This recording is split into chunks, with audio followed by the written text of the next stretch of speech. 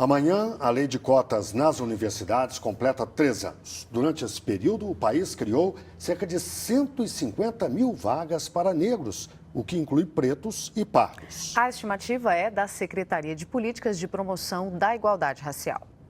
Em 2013, o percentual de vagas para cotistas foi de 33%. Quase 51 mil jovens negros entraram para o ensino superior por esse sistema. No ano seguinte, o índice de vagas subiu para 40% e o número de cotistas ultrapassou os 60 mil. Para 2016, a meta é que o percentual de vagas atinja os 50%.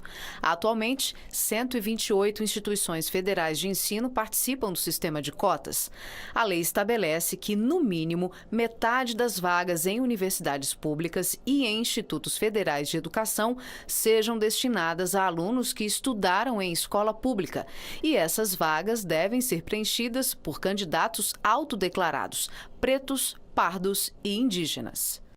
E o número exato de vagas criadas para pessoas pretas e pardas neste ano vai ser divulgado em 2016. E para discutir a lei de cotas, o Repórter Brasil convidou 2 pessoas, o Ronaldo Barros, que é secretário de Políticas de Ações Afirmativas da CEPI, que é a Secretaria de Políticas de Promoção da Igualdade Racial, e também o Fernando Benício, que é representante da Educafro, que é uma ONG, né, de educação para afrodescendentes. Queria agradecer a presença dos dois. Boa noite.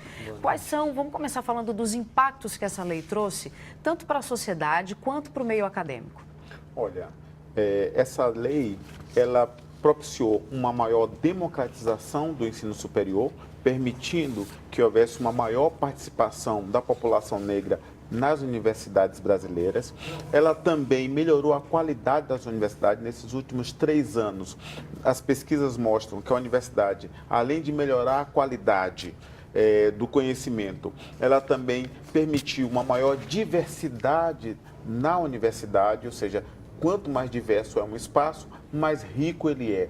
Por isso que se aumentou também a produção do conhecimento, além de provocar também saldos nos intercâmbios internacionais. Por exemplo, quase 30% do Ciências Sem Fronteiras são feitos por negros. Então, é a possibilidade de um filho de um pedreiro ir fazer um curso nos Estados Unidos, na Espanha, na Alemanha, na Itália. E isso realmente é uma revolução, considerando os últimos anos da educação superior no Brasil. Fernando, como é que você vê esses 3 anos da lei? Na verdade, a gente vê com bons olhos, primeiramente, até parabenizar o trabalho da CEPI em relação a esses 3 anos de cotas, só que ainda a gente tem vários problemas em relação a esse acesso, né? Parece que após a sanção da lei, ficou um pouco parado a situação da informação aonde chega. Por exemplo, nós temos as escolas do ensino médio que os professores não debatem com os alunos, falando, olha, vocês têm direito agora a concorrer pelas cotas, né? Você está falando que a divulgação ainda é pequena, é isso? É muito pequena. Não se entende o que seria a cota? Ela trouxe um debate também na questão do racismo, né? Além da política política pública afirmativa, a gente tem a preocupação que é a questão do racismo. Então, se você tem um diretor numa escola pública do ensino médio que ele tem uma visão racista, ele possivelmente não vai debater isso com os alunos, falando, quando vocês terminarem o ensino médio, vocês vão agora ingressar na universidade pelo sistema de cotas. Eles não debatem isso com os alunos. E você tem dados que comprovam essa sua afirmação? Olha, a Educafro, as organizações estão levando um documento para a CEPI a respeito do que pode ser trabalhado, porque na verdade é um conjunto, né? A gente tem essa comemoração realmente dos 3 anos, né, dessa lei das cotas, mas ao mesmo tempo a gente tem que desenvolver um trabalho mais macro. Por exemplo, a gente tem agora nas graduações, os alunos estão entrando, mas e a pós-graduação? E o mestrado, como é que fica? Nós temos a Universidade aqui de Goiânia, que é uma universidade de referência, que ela começou com um trabalho também de pós-graduação para cotistas, né? E ao mesmo tempo a gente tem a preocupação assim, quando a gente fala em cotas, soa como uma questão negativa, e não é. A gente quer mostrar para a sociedade que não é uma situação negativa, muito pelo contrário. As cotas também as cotas para negro trouxe um debate na sociedade e colocou também os alunos pobres brancos, que são as cotas sociais. Então isso a sociedade não está discutindo, ela está trazendo cotas como uma coisa negativa para o negro. Muitas informações, vamos tentar falar um pouquinho de cada. Primeiro, lembrar que essa cota é 50% para pessoas que vêm de escolas públicas. Perfeito. E uma parte delas é preenchida por negros, pretos, pardos e também por indígenas, e uma outra parte parte também para brancos. Até uma coisa que a gente tem que lembrar, essa cota também traz a oportunidade de pessoas pobres e brancas entrarem na universidade, não é? Perfeito, perfeito. A metade das vagas podem ser ofertadas para estudantes de escola que cursaram o ensino médio, aqueles que necessitam declarar a renda per capita de um salário mínimo e meio, e também metade pode ser para aqueles que optam por não declarar, mas que tenham cursado o ensino médio. Por isso que é uma cota racial e social. É uma cota socio-racial. E a gente acaba destacando mais a cota como uma cota negra por quê? Olha, porque pela primeira vez na história, você consegue, na história brasileira, você consegue ter esse elemento como um elemento central no acesso ao ensino superior. Nós costumamos dizer que as políticas de ação afirmativa, elas tendem a qualificar as políticas universais, porque as políticas universais, elas tratam iguais, desiguais como iguais, então ela acaba produzindo uma exclusão. E as políticas de ação afirmativa, elas qualificam essas políticas universais, permitindo uma maior democratização no acesso, seja ao ensino superior, seja ao mundo do trabalho, seja a esfera que ela está relacionada. Fernando, e o que você estava se referindo ainda há pouco é que as pessoas não entendem que essa cota, então, eu, negro, estou competindo com negro, é igual com igual. É isso que ainda não está claro? É isso que não está claro. Por exemplo, os alunos negros da periferia, eles têm medo e às vezes têm vergonha de falar, não, estou minimizando a minha inteligência. Na verdade, não é isso. Ele vai fazer uma prova como qualquer outro, só que ele vai concorrer de igual para igual, com aquele aluno cotista também. Então, é necessário falar isso também. Ainda existe aluno negro que se sente discriminado por participar desse tipo de cota? O Brasil, nós carregamos, o Brasil ele é sexista, racista e homofóbico. Então, a gente tem que combater isso. Como que a gente vai combater? A partir do momento que esse aluno ele se gradua e chega a ser um gestor, vai ficar mais fácil esse combate. O problema é que ele, saindo da universidade só como graduado, ainda não é o suficiente. Por isso que a gente vai reivindicar a pós-graduação, o mestrado, para que chegue também aos gestores. Porque esses gestores que estão com vício já na educação, é um problema que a gente vai ter que enfrentar também. Inclusive, nessa situação das cotas, a gente vem para outro tipo de cotas. Por exemplo, o aluno saiu da faculdade, da universidade, e agora o mercado de trabalho, como é que vai ser? O racismo ele é imperioso. Então, a política de cotas colocou o aluno realmente na universidade, mas o racismo ainda não acabou. Tanto é que a gente está vendo o resultado aí de várias informações todo dia. Né? Nós tivemos um caso recentemente lá no Rio de Janeiro, das pessoas que estão, jovens, estão sendo proibidas até mesmo de ir à praia, porque em São Paulo fizeram uma cartilha totalmente racista. Então, como é que a gente combate isso? Quem são as pessoas que estão gerindo isso? Quem são as pessoas da segurança pública? Quem são os gestores? Esses gestores, será que ele passou por uma política de cotas também? Não, com certeza não. Então, é isso que a gente quer. Existe essa desinformação, até por parte dos negros, como você mesmo falou, que gera essa discriminação, e é importante a gente deixar isso claro, né? Essa preocupação dele é muito válida. É válida, sim. As políticas de ação afirmativa, ela é um dos mecanismos para a promoção da igualdade racial. Ela não é um único, por isso que a gente precisa fazer um conjunto de ações para reverter tanto as representações negativas da pessoa negra, da imagem do negro, da imagem do africano. É importante que você tenha políticas no mundo do trabalho para ampliar a acessibilidade, políticas de desenvolvimento econômico da população negra, de geração de emprego e renda. Então, é um conjunto de ações englobado nas políticas afirmativas que a gente precisa fazer.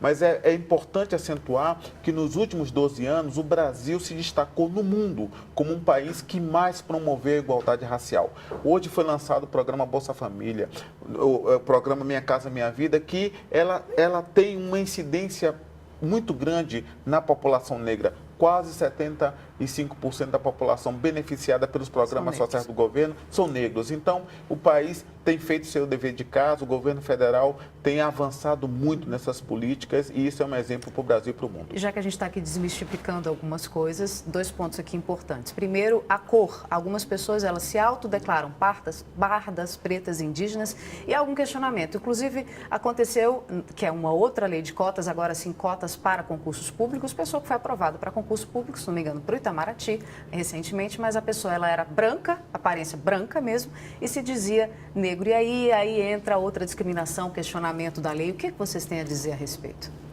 Primeiramente, a gente tem que até avaliar, por exemplo, a gente precisa de uma regulamentação da Lei 12.990, que destina 20% das vagas dos concursos públicos federais. vindo a regulamentação, vai ficar mais fácil o critério de entrevista, o critério... A gente acha um absurdo uma pessoa totalmente preparada juridicamente, né? Concorrer a uma vaga, por exemplo, em Itamaraty, a gente sabe que o concurso ele é bem concorrido, né, em relação às pessoas ali que estão concorrendo. Então, a gente percebe que precisamos de mecanismos de regulamentação.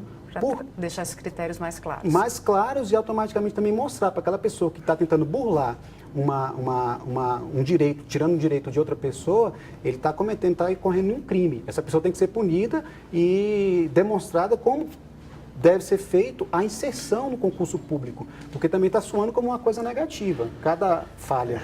Nós não achamos que devemos legislar pela exceção. É um caso específico num mar muito grande.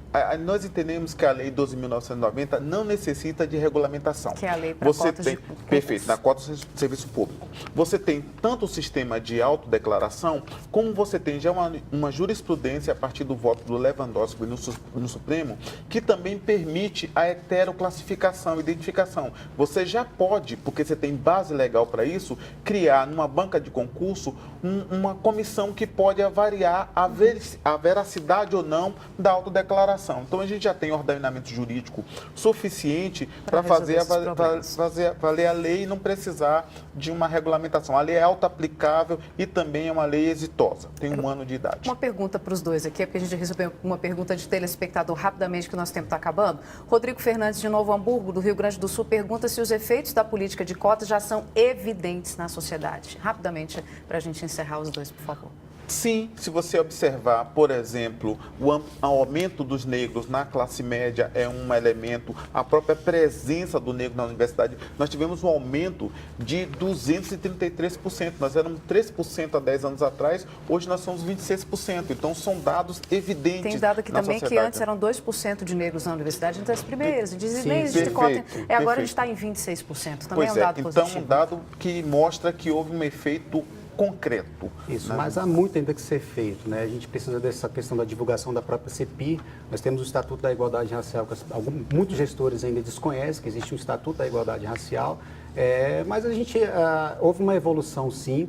A nossa preocupação maior também é justamente, quando você tocou no assunto aí, só para finalizar, sobre a questão da indústria do concurso. Por isso que a gente fala da regulamentação. A gente sabe que o concurso público é uma indústria muito forte, envolve muito dinheiro, e quanto mais deixar separada a população negra, mais fácil vai ser para quem está comandando essa... E só para deixar uma resposta aqui rapidamente, eu já sei que o MEC está em discussão, acho que com a CEPI, para fazer uma ampliação e trazer cotas também para pós-graduação, mas isso é uma coisa que ainda vai ser regulamentada, está em discussão, só para deixar aqui a informação com vocês. Olha, deixa eu agradecer aqui a presença de Ronaldo Barros, que é secretário de Políticas de Ações Afirmativas da CEPI, e também o Fernando Benício, do Educafro. Conversa muito boa e a gente retoma assim que possível, trazendo novidades, que esse assunto é muito importante. Muito obrigada e boa noite. Obrigado, boa noite.